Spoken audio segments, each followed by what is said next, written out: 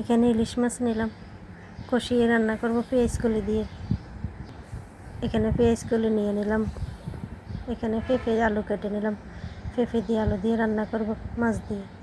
পেঁপে রান্না করার জন্য মাছ নিলাম। এখানে ভাত বসিয়ে দিলাম, ভাতে বলক এসে গেছে।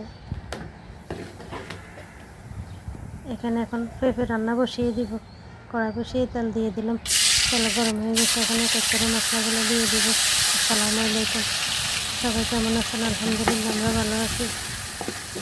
আজকে আবার নতুন একটা ভিডিও নিয়ে আসলাম। এই মশলাগুলো কষানো হয়ে গেছে, পানি দিয়ে মাছ দিয়ে দিলাম, একটু মিক্স করে নিলাম। এখন একটু জাল করে নেবে। এদিকে মাছগুলো কষিয়ে রান্না করব। মশলাগুলো দিয়ে দিলাম, এক এক করে দিয়ে দিলাম পেঁয়াজ কলি, একটু মিক্স করে নিলাম ভালোভাবে, কিছুক্ষণ রেখে দিব। তেল দিয়ে মিক্স করে নেবে। এদিকে বাটা হয়ে গেছে, বাটা মাছ একটু দিয়ে দিব। এখন মাছগুলো বসিয়ে দিব, একটু মিক্স করে নিলাম আবার। এখন একটু জাল করে নিব। এদিকে মাছও কষানো হয়ে গেছে, পেঁপেগুলো দিয়ে দিব। এদিকে মাছগুলো বলক এসে গেছে, একটু উল্টিয়ে দিলাম, উল্টিয়ে ভালোভাবে জাল করব। এই মাছ কষানো হয়ে গেছে, পেঁপে আলু দিয়ে দিলাম, পেঁপে আলু দিয়ে একটু ভালোভাবে মিক্স করে নিলাম। এখন একটু বেশ কিছুক্ষণ জাল করব।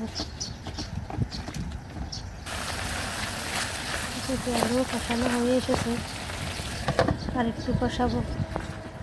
এদিকে মাছগুলো কষানো হয়ে এসেছে, একটু জাল করবো।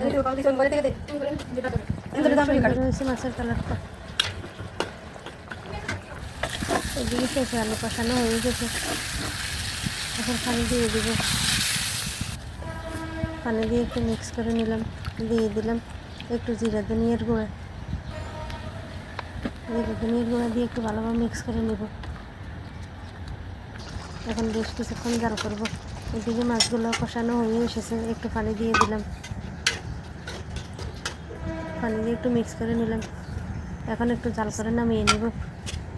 এদিকে ভাতের পাতিলটা একটু সেঁকা দিয়ে নিলাম। এই মাছ রান্না হয়ে গেছে, নামিয়ে নেব এখন।